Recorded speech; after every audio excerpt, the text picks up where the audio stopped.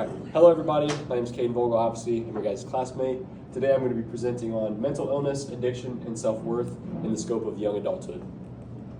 For the agenda of this presentation, I'm going to be defining young adulthood and some of the characteristics. I'm going to be going over Erikson's crisis for this life stage. We're going to be going over mental illness, addiction, and self-worth that is involved and incorporated in young adulthood, and also how to best minister this life stage.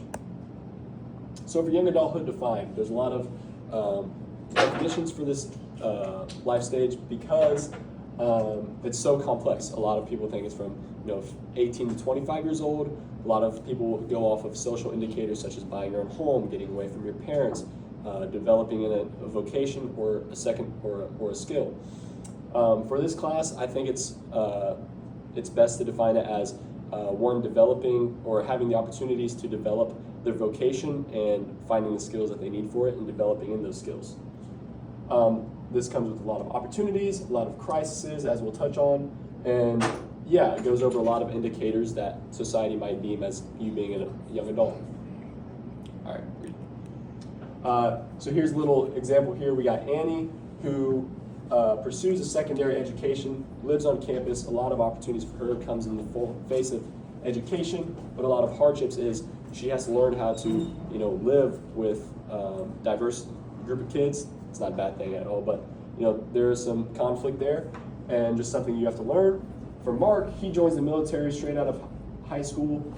Pros for him is he's earning a stable income. He's able to see and experience all these great things, but also he has a very unstable work environment where he's going to be at the next year, the next day, and he doesn't get to see his family and friends. For Jasmine, she enters the workforce straight out of high school. She's forced to become financially independent. A lot of the time this happens as once a person turns 18, parents kick them out, and they have to kind of scramble for themselves, working multiple jobs, and trying to provide for themselves or provide for their dependents if they have children.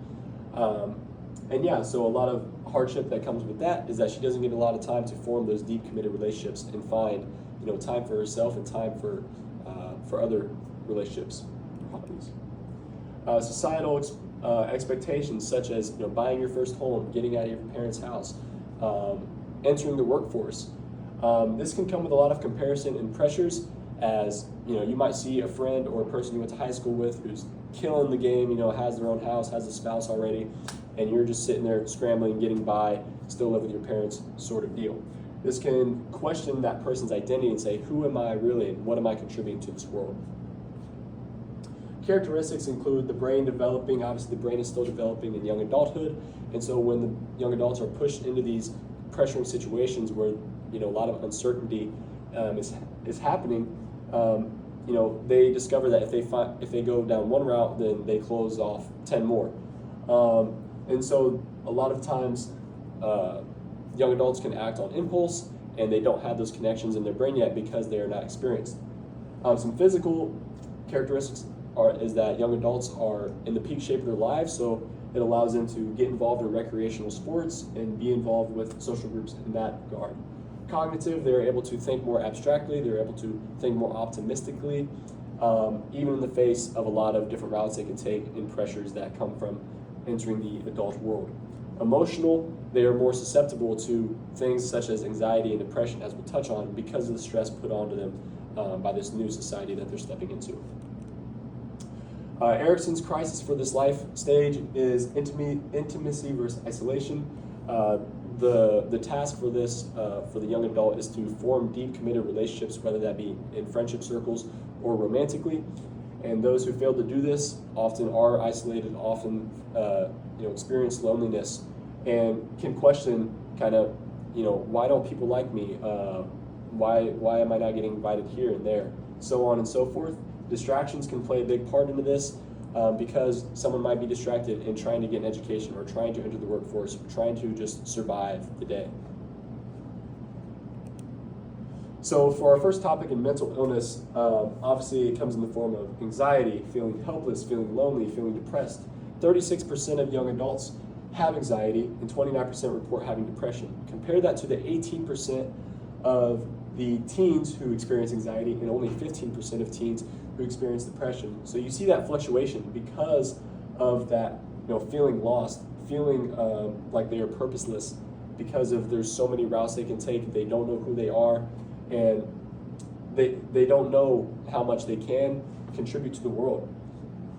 Financial worries and achievement pressure from society plays into this mental illness. And a lot of the things that they can't control, like the economic state of the world, if they go into this workforce or if they go into this trade, they may not be able to provide for themselves or their dependencies.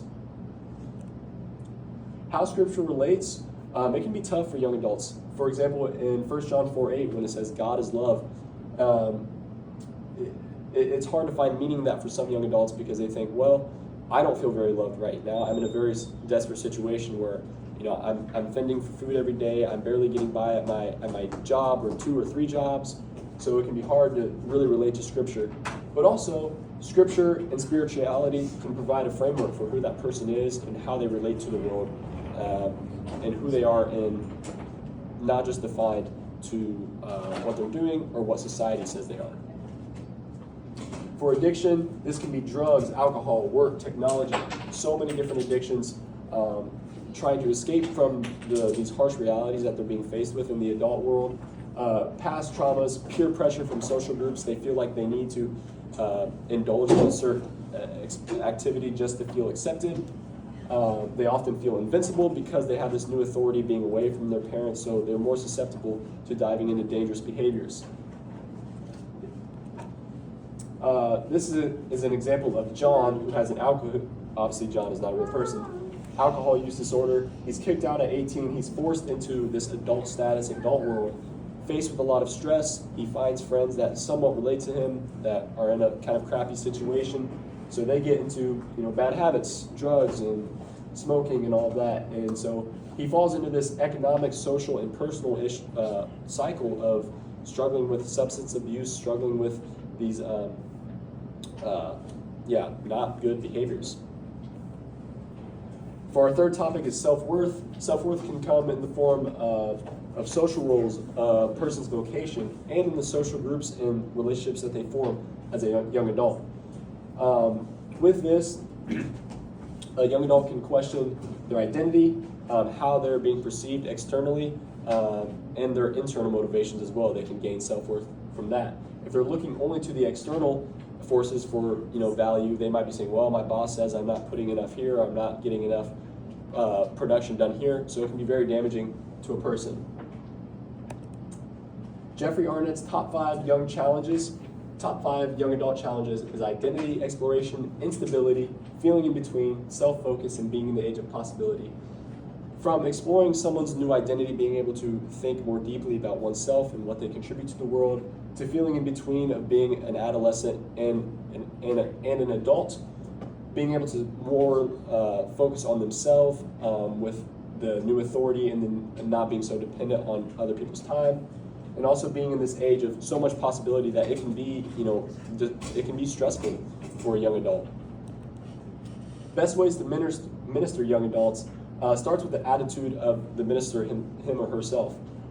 If they're able to relate the lessons, relate the topics to young adults, if they're able to listen and just slow down and to allow that young adult to express their vulnerable feelings, and welcome difficult questions that young adults often have.